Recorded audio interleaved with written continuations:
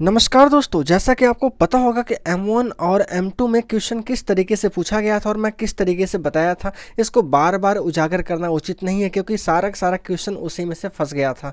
अब यहाँ बात करते हैं M3 R4 का, जो कि सी लैंग्वेज है, सबके लिए बहुत ज़्यादा टफ होगा और किस तरीके से क्वेश्चन पूछेगा पार्ट 2 में और सारा का सारा क्वेश्चन एनालिसिस कैसे करेंगे ये मैं आज आपको यहाँ पर पूरा इस वीडियो में देने वाला हूँ। चलिए समय न गवाते हुए पूरा क्वेश्चन पेपर सेट मैं आपको दिखाता हूँ, जिससे आपका ज़्यादा से ज़्यादा यहाँ पे क्या पासिंग मार्क या एक भी दिन अगर नहीं पढ़े हो आप, केवल यही पेपर आप अगर अच्छे से देख लेते हो तो पूरा आपका क्या ओरिजिनल पेपर आपका पूरा फंस जाएगा। तो समय ना गवाते हुए ये पेपर की तरफ चलते हैं, क्योंकि M1 और M2 में जो भी चीज़ें मैं आपको बताया था वो बार बार किसी और से कहने की आवश्यकता नहीं है, वो केवल हमारे और आपस की बात है, उसको अपने तक ही रखिए। आइए समझते हैं M3 में क्या क्या आपका क्वेश्चन आएगा कल। तो देखिए पार्ट 2 का यहाँ पे अगर मैं बात करूँ, देखिए केवल नाम का किस पेपर है आपका, ये ओरिजिनल पेपर ही रहेगा। किस तरीके से आपका पूछेगा, जैसे आपका देखिए कमांड लाइन आर्गुमेंट आपको बहुत अच्छे से पता होना चाहिए और यहाँ पे एग्जांपल के साथ बहुत अच्छे से बता दीजिएगा किस तरीके से कमांड लाइन आर्गुमेंट होता क्या है। ठीक है, आपका प्राइम नंबर क्या होता है, क्वाड्रेटिक रूट अगर मुझे निकालना है, यहाँ पे आपका क्या फैक्टोरियल नंबर निकालना है, तो इसके आपका क्या एल्गो और फ्लो चार्ट बहुत अच्छे से समझ लीजिएगा क्योंकि ये ज़रूर आने वाला ही है। आगे क्वेश्चन यहाँ पे हम समझते हैं, जो आपका क्वाड्रेटिक इक्वेशन के बाद यहाँ पे फैक्टोरियल नंबर ये क्या है, पढ़ने के बाद आपको यहाँ पे देखिए स्टोरेज क्लासेस की बात हम करेंगे, जो कि आपके लिए बहुत ही ज़्यादा यहाँ पे ज़रूरी है और यहाँ कैसे इसको आप यहाँ पे इस्तेमाल करेंगे अपने सी लैंग्वेज में और इसके डिफरेंसेस क्या होते हैं, अलग अलग जो स्टोरेज क्लास होते हैं। फंक्शन के माध्यम से क्वेश्चन आपका पूछा जा सकता है, क्या रिकर्सन फंक्शन क्या होता है, फंक्शन आपको किस प्रकार से अलग अलग प्रोग्राम, जैसे यहाँ पे क्या फैक्टोरियल नंबर या फिबोनाची सीरीज से आपका क्या रिकर्सन नंबर पूछा जा सकता है। ठीक है, call by value call by reference में अंतर जरूर पूछेगा, जिससे आपको यहाँ पे प्रॉब्लम होगा और ये 7 नंबर का जरूर ही देगा। इसके बाद समझ लीजिए अगर सॉर्टिंग से क्वेश्चन यहाँ पे उठाए तो बबल सॉर्ट, इंसर्शन सॉर्ट और सिलेक्शन सॉर्ट में से कोई एक जरूर उठा के आपका देगा, जिससे आपको यहाँ पे समस्या ना हो। आप अच्छे से पढ़ लीजिए, मैं पहले ही यहाँ पे बता दे रहा हूँ। आपको पता होना चाहिए कि अलग अलग प्रकार के आपके ट्रांसलेटर होते हैं, जो मैं बार बार रिपीट किया था, कंपाइलर, इंटरप्रेटर, असेंबलर। इसको किस तरीके से इस्तेमाल करते हैं, जैसे आपका लिंकर हो गया, लोडर हो गया, या कैसे रिलेटेड ये है, ये सारा चीज़ें आपको एक ब्यौरा यहाँ पे अच्छे से बताना है। ठीक है, 2 नंबर को स्वैप करना है लेकिन थर्ड वेरिएबल का लिए बगैर, ये आपका पॉइंटर के थ्रू आपको यहाँ पे करना है। किस तरीके से करेंगे ये भी आपके लिए पता होना चाहिए। आगे क्वेश्चन समझिए कि यहाँ पे अगर मुझे पैलिंड्रोम निकालना है या क्वाड्रेटिक इक्वेशन निकालना है, आपका एक फाइल के मैटर को अगर कॉपी करना है दूसरे फाइल में, तो किस तरीके से करेंगे। ठीक है ना, अब यहाँ पे देखिए फिबोनाची सीरीज, ठीक है, और यहाँ पे कुछ सीरीज ये आपके हैं जो इंपॉर्टेंट है, यहाँ से पूछे जाएंगे, कोई एक क्वेश्चन जरूर इससे आएगा ही आएगा। अगर मैं यहाँ पे स्ट्रक्चर और यूनियन की बात करूँ तो यहाँ पे दोनों में क्या क्या डिफरेंसेस होते हैं, किस तरीके से इस्तेमाल करते हैं। एक छोटा सा यहाँ पे यूनियन बनाइए और जिसके जरिए आप यहाँ पे इंटीजर फ्लोट और यहाँ पे कैरेक्टर को इस्तेमाल करते हुए कौन सबसे ज़्यादा लेगा, ये मुझे कमेंट में बताइएगा आप। अब यहाँ पे ये भी देखिए आपका ब्रेक, एग्जिट और कंटिन्यू में क्या डिफरेंसेस है, किस तरीके से आप यहाँ पे यूज़ करेंगे। देखिए यही क्वेश्चन दोबारा है, कॉल बाय यहाँ पे difference between pass by value and pass by references का क्या अंतर होता है।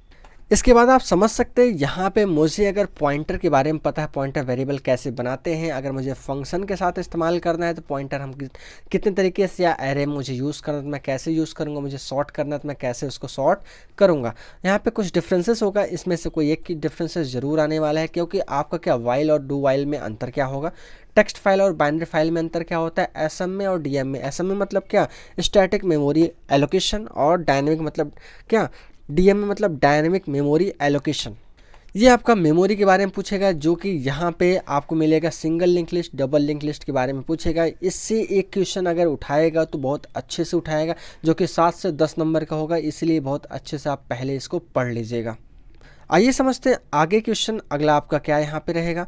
जैसे यहाँ पे 9th का क्वेश्चन अगर यहाँ पे हम देखेंगे, लास्ट आपका यही रहेगा। केवल आपके 5 क्वेश्चन ही मैं दे रहा हूँ, जिसके अंदर आपके इतने सारे ये अलग अलग प्रॉब्लम आपको मिल जाएंगे। केवल अगर इतना ही आप पढ़ लेते हो तो आपका पूरा का पूरा कंप्लीट रूप से कवर हो जाएगा।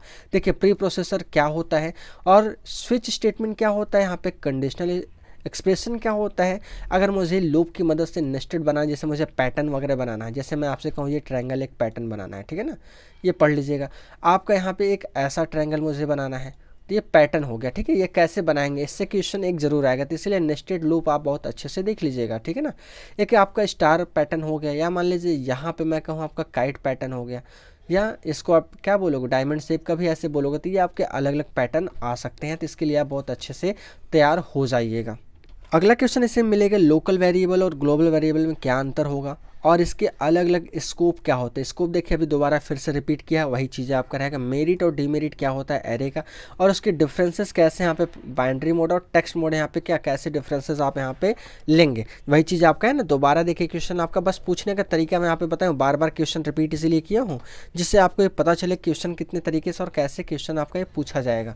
यहाँ पे देखिए फैक्टोरियल नंबर और फिबोनाची सीरीज में क्या यूजेस और कैसे बनाओगे प्रोग्राम यूजिंग रिकर्सन, ये बहुत इंपॉर्टेंट क्वेश्चन है। ये समझ लीजिए कि आने वाला ये क्वेश्चन है, ठीक है ना।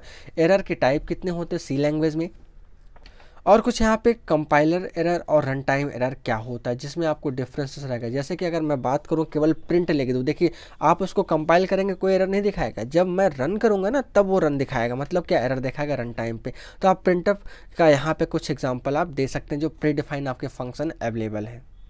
लास्ट क्वेश्चन यहाँ पे देखिए आपका क्या रहेगा, वाइल और डू वाइल रूप में और फॉर में क्या क्या यहाँ पे डिफरेंसेस होगा, क्या अंतर होगा, कितने तरीके से आप इसको अंतर फाइंड करेंगे, एग्जाम्पल के साथ मुझे ज़रूर बताइएगा। और पेपर में कितना फंसा आप मुझे एग्जाम दे के आइएगा, कमेंट जरूर करिएगा, जिससे आपको मैं बताऊँगा कि पेपर कहाँ से और किस तरीके से आया है। इसके बारे में आप जानने की कोशिश ना करें, आपका पेपर पूरा ओरिजिनल पेपर इसी में आ जाएगा, जिसके अंतर्गत आप बहुत अच्छे से पेपर का परफॉर्मेंस, आप रिजल्ट बहुत अच्छा आपका आएगा अगर इतना ही केवल आप पढ़ लेते हो तो। आपको ज़्यादा पढ़ने की आवश्यकता नहीं है क्योंकि समय बहुत ही ज़्यादा कम है, इसीलिए आप क्या केवल यही पेपर पढ़िए जिससे आपको किसी भी प्रकार की समस्या बिल्कुल ना हो। इसके साथ ही साथ अगर आपको यहाँ पे एमसीक्यू वगैरह में आपको कोई समस्या हो रहा है, उसका क्वेश्चन वगैरह आपको चाहिए तो आप मुझसे परचेस कर सकते हैं, बहुत इजी में, बहुत कम प्राइजेज़ में आप आसानी से परचेस कर लोगे। अगर किसी भी प्रकार की आपको समस्या होता है तो आप मेरे व्हाट्सअप के ज़रिए क्या जुड़ सकते हो, मेरी टेलीग्राम के जरिए आप जुड़ सकते हैं। इसका पीडीएफ वहाँ से आपको फ्री ऑफ कॉस्ट मिल जाएगा, तो वहाँ पे विजिट करने के लिए आप केवल टेलीग्राम पे जाके नॉलेज BHU सर्च करेंगे, वहाँ पे आया हो चैनल को आप सब्सक्राइब कर सकते हैं, जिससे आपको पीडीएफ जितने भी रहेंगे फ्री ऑफ कॉस्ट वहाँ पे आपको मिलते रहेंगे। इसी तरीके से वीडियो देखने के लिए धन्यवाद, मिलते हैं अगली वीडियो में, तब तक के लिए बहुत बहुत धन्यवाद अगेन।